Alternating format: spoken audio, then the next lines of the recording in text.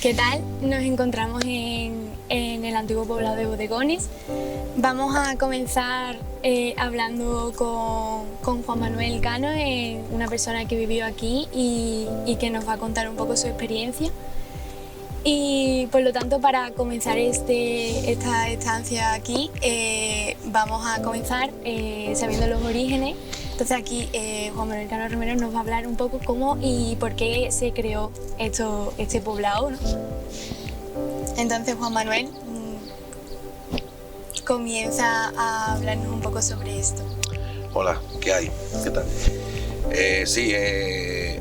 Estos poblados, concretamente estamos en el poblado de Bodegones. Esto se adquiere en el tiempo, era su antiguo propietario, don Ignacio Cepeda. Adquiere estos territorios a través de la desmortización que se hizo en España del año 1855. Él adquiere esta finca para uso exclusivo de crianza de ganadera o uso ganadero. En este caso era porcino. No había ningún tipo de arboleda, de repoblaciones, era solamente baldíos de monte. Y este terrateniente decide de hacer y construir justamente en este lugar, decide de construir la casa forestal, lo que después se conocía como la casa forestal, que en realidad era una casa de campo típica andaluza y muy barroca. Con una pequeña capilla incorporada en la parte, digamos, trasera de la casa o corral interior. Con lo cual él pues pasaba su estancia en esta maravillosa zona, ¿no? Una zona que verdaderamente tiene un enriquecimiento de naturaleza pues muy especial. Dicho todo esto, pues con el paso del tiempo, sobre el año 1926 aproximadamente, esta finca la adquiere los holandeses, los que se quedaron y fueron propietarios de la finca colindante, que era Cabezudo. Pasado más o menos una década, después de la guerra civil, algo más de una década, ya empieza lo que eran las expropiaciones de la administración, ¿no? Llega don Gaspar de la Lama, que era un ingeniero de Superior de Monte, y el que emprende prácticamente lo que es la cadena de repoblaciones y el uso que se le iba a dar a esta zona. Se presiona un poco a los holandeses, a la sociedad holandesa, y los holandeses, pues como no tenían nada forestal ni tenían ninguna repoblación de eucaliptal, que es lo que se centraba en este caso el patrimonio forestal del Estado, pues entonces se desprende de este coto, digamos, esta finca. En el año 1943 es cuando se hace la transferencia de esta finca, y solamente lo que está en la casa de don Ignacio Cepeda, de Sordán. A raíz de ahí se empieza a hacer ya la cadena de repoblaciones, empiezan por el Avalario, y en el Avalario pues sí, se hicieron pequeñas viviendas hechas provisionales de madera, y ya sobre el año 45-46 es cuando se empieza la construcción de obra civil en los poblados, y concretamente Bodegones pues es uno de los primitivos en estas construcciones civiles. Las únicas directrices que se marcaron aquí pues teníamos aquí en la zona esta más alta lo que es la casa forestal, que así se consideró en su momento, y el poblado es construido en una zona, en una llanura, digamos, inundable de la Rocina, del arroyo del Villar. Era un sitio espléndido, un sitio maravilloso. Y ahí se empezaron a construir las viviendas que después se les iba a dar uso con las personas que iban a trabajar en esta finca. Estos materiales, también por subrayar un poco, se traían desde Bonares, una empresa que en su día construyeron muchos materiales de construcción. Después los poblados se empezaron a hacer con las mismas personas, albañiles de aquí, de los que trabajaban ya en el patrimonio. Este poblado se ubicó aquí en esta zona porque era una zona muy llana, una zona muy propicia para la vida de las personas que iban a estar por aquí, y tenía su fundamento del porqué la ubicación de este poblado, ¿no? Daos cuenta que estamos ahora mismo en una zona muy importante, que era la ruta del Reino de Sevilla, desde la Almadraba de Torre del Oro, y está considerado como camino real. Esto fue en su día una antigua posada que después pasó a nombre de bodegón. Este bodegón, los bodegones, lo que hacía era que se hospedaba la gente que pasaban por aquí y mercaderes, y otra zona era como almacén dentro de la misma posada, que a donde ellos dejaban su mercancía, sus animales de carga, etc. Y se hicieron 3 bodegones, y de ahí procede el nombre de bodegones. Esta es más o menos los datos que tenemos de esta zona, en una zona maravillosa. Hoy en día queda un poco en el olvido, pero la historia está marcada así, y es una zona muy interesante, muy rica en una ecología tremenda, y debemos de cuidarla hasta como se ha hecho hasta Bueno, el día Juan de hoy. Manuel, ya que nos ha contado estos preciados orígenes sobre este enclave del antiguo poblado, ¿podría usted ahora hablarnos sobre los recursos esenciales que utilizabais aquí en esta zona? ¿Cómo lo utilizabais? Bien, los recursos, había numerosos recursos forestales en el entorno. También decir que se colonizó ya hecho el poblado muy fácilmente, porque había mucha demanda de trabajo, y las casas fueron ocupadas rápidamente por los mismos trabajadores que estaban aquí trabajando. El recurso era muy diverso. Las personas aquí vivían de carbón vegetal, de los tratamientos servícolas y repoblaciones que ya estaban puestos en marcha del patrimonio. Eran numerosos las repoblaciones que se estaban llevando a cabo, los viveros, todo el conjunto de los trabajos que hacía el patrimonio. Y como ya he dicho antes, carbón vegetal, la recolección de piña, que vino ya un poco más posterior, la apicultura, la ganadería, y sobre todo la esencia de eucalipto, que era una de las materias primas que tenemos aquí, aunque se habían hecho también esencia de otras aromáticas como almoradús, etcétera, pero la prioritaria, la que prevalecía sobre todo, era la esencia de eucalipto. Eso era fundamental en esos recursos, como aquí la gente pues supieron aprovechar estos recursos que la naturaleza diariamente nos estaba poniendo a nuestro servicio. Ahora, ya que hemos hablado un poco sobre los recursos y los orígenes de este poblado, ¿en qué año más o menos nos puede situar este levantamiento del poblado? Sí, como ya había mencionado, este poblado concretamente se empieza las obras, la construcción de las viviendas, aproximadamente sobre finales del 45 y principios del 46, de 1946. Estas construcciones se llevaron a cabo, como ya he mencionado, por gente de la misma zona, por trabajadores de aquí del patrimonio, y prácticamente pues duró aproximadamente sobre unos 5 o 6 años en las construcciones.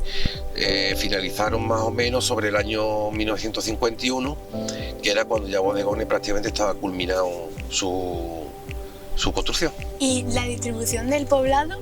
¿Cómo nos podrías hablar sobre ello? Sí, ¿Cómo se distribuyó poblado? El poblado se distribuye en una especie de... La vivienda era una especie de bloques o tipos sin barracones, y cada bloque, digamos, tenía unas 3 viviendas. Esto se desglosaba después, se desglosaba en 3 calles, que estaba lo que es la llanura inundable, como ya he mencionado, la llanura inundable, que ahí está indicada las 3 calles de viviendas que teníamos. Desembocaba también había almacenes, porque se trataba de que esto era una finca de producciones de eucaliptares, de pinares, y ahí pues tenía almacenes, había los garajes de los tractores, también una listería, una pequeña listería o tipo oficina, que se le conocía como listería, y un pequeño consultorio médico. También tenía una dotación de una pequeña escuela, que era la más primitiva. Con el tiempo ya se trasladaron a Cabezudo, y bueno, tenía las condiciones de una plazoletita donde la gente tenía su relación social, donde podíamos jugar desde niños, la gente hablar, etc. También tenía sus pozos, sus pozos eran 2 en concreto, y con el tiempo después trasladaron un sondeo a la Rocina, y fue el agua reconducida a un aljibe donde suministraba el poblado. El reparto era pues muy sencillo, era las casas ubicadas en 3 líneas de calle, y aquí exactamente estaba la casa forestal, que así la conocíamos, donde aquí se hospedaba el ingeniero. Después el guardamayor también estaba por aquí, cerca de esta parte más alta, digamos, y varias casas que eran de algunos guardas. Y aquí justamente pues también introducimos lo que es la iglesia, que estaba muy vinculada en aquella época con el sistema, ¿no?, que teníamos en el país. Era obligatoriamente de venir a misa los domingos, y bueno, aquí justamente pues en la misma casa forestal hubo una capilla interna, lo que pasa que después fue retirada y se convirtió en una vivienda de una mujer que vive aquí, la casera, y la iglesia se reemplazó un poco más retirada de la casa. Esa es la distribución prácticamente de cómo era el poblado, y poco más. Como estamos viendo, la distribución no es para nada como estaba en el pueblo. Pero cuando la gente llegó aquí, por ejemplo, como usted, ¿cómo se colonizó el poblado en general? ¿Cómo llegasteis aquí? Pues sí, el poblado se colonizó fundamentalmente por personas cercanas aquí a la zona. Fundamentalmente era gente del monte, era gente de Moguer, que ya vivían en pequeñas chozas por aquí, y gente, algunos también de Pila, había gente del Mustio, de diferentes lugares. Se colonizó muy fácilmente. Todo esto fue impulsado por los recursos. Muchos vinieron por tema de hacer carbón, otros por la esencia de eucalipto, otros porque ya tenían trabajo en el mismo patrimonio por el tema de los servicios servícolas, y esa fue una de las cuestiones por qué se colonizó el poblado. Aparte de todo esto, bueno, que mucha gente carecían de vivienda en sus lugares de origen, y aquí pues tuvieron la oportunidad de tener una vivienda, de tener un trabajo y de prosperar en el futuro, dándole a su familia lo mejor. ¿Disponíais ustedes de unos recursos como la luz eléctrica o el simple agua? ¿Estabais bien de esos recursos o carecíais? Sí, teníamos estos recursos, teníamos luz eléctrica, que primero fue impulsado por un motor. Esta luz eléctrica la proporcionaba un motor diésel, un generador, que había una persona que se encargaba del mantenimiento y de ese motor, de que estuviera siempre la luz en marcha, que era almendro. Y teníamos también ya una reconducción a través de bombeo de agua. Teníamos la jibe, que como ya he mencionado, de este sondeo que traía el agua, reconducía hasta el mismo poblado, escasamente a unos 500 metros, no había más. Y también se encargaba de que este agua pues iba a reconducir a la vivienda. Teníamos servicios, las casas tenían su pequeño cuarto de aseo con su ducha, teníamos una pequeña cocina, teníamos un pequeño salón y 2 o 3 habitaciones. En algunas casas tenían 3 y la mayoría tenían 2. Creo que con las prestaciones... Entonces, ¿no pensabais que teníais carencias de necesidades, por ejemplo? No tuvimos carencia de esos servicios básicos como es el agua y la luz. Siempre lo tuvimos. Carencia bueno, aquí la única carencia que podíamos considerar, pues que nosotros de niños pues nos conformábamos con lo que teníamos. Éramos humildes, éramos una sociedad muy compenetrada y no tuvimos nunca la carencia de un servicio, digamos. Siempre lo tuvimos, nuestra agua, nuestra luz e incluso asistencia sanitaria, que venía doña Ana, que venía aquí a prestar su servicio de medicina, ¿no? No tuvimos en principio nada de esa carencia. Y sobre ya sus padres estuvieron aquí con usted, ¿cómo fue la relación laboral con el ámbito más técnico, por sus jefes? ¿Cómo nos podría contar usted cómo fue esa relación? Bueno, pues esta relación, bajo mis conocimientos y por lo que también he podido tratar con muchas personas de aquí, ¿no? Yo era un niño cuando estaba viviendo aquí en este poblado, pero nunca he dejado de informarme de todas las experiencias de otras personas de aquí. La convivencia y el trato de los jefes con los trabajadores era espléndida. Era totalmente algo maravilloso que creo que se debería recobrar. Aquí todo el mundo era igual. Cuando cada uno terminaba su jornada laboral, esa jornada laboral se quedaba ahí y al final todo el mundo se veía aquí en la cantina, en la placita. Era una vida social completamente espectacular. Era tan maravillosa la relación entre el ingeniero, los guardas con los obreros, que era tremendamente algo que hoy en día prácticamente no se ve. Era una convivencia fascinante. Y sobre lo que nos ha comentado usted antes, sobre la sanidad, doña Ana, ¿qué nos puedes hablar más sobre esto? Sobre si carecíais de una sanidad, si ustedes se poníais malos continuamente o si estaba... Bueno, el tema de la sanidad, pues como ocurría en muchos asentamientos de población en otros lugares, no es como hoy en día, que hoy tenemos una sanidad, gracias a Dios, mucho más conseguida, más acorde a los tiempos. En aquel momento lo que teníamos era un pequeño consultorio, con lo cual era una atención primaria sanitaria.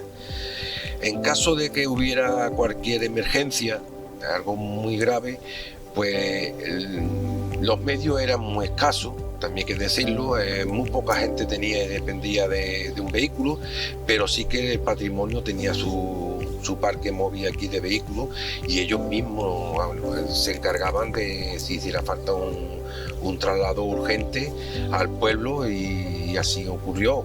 Muy pocas veces, pero dio el caso en algunas ocasiones y se hizo. En la sanidad prácticamente era primaria, era una atención prácticamente pues muy cercana y es lo que en aquel entonces había en la zona. Pues Juan Manuel, muchísimas gracias por compartir esta preciosa experiencia de que usted vivió aquí y solo me queda decirle que muchas gracias por compartirlo y nada, que da mucho que decir que una persona se acuerde tantísimo de esta convivencia con tanto cariño y nada, que muchísimas gracias. A ustedes.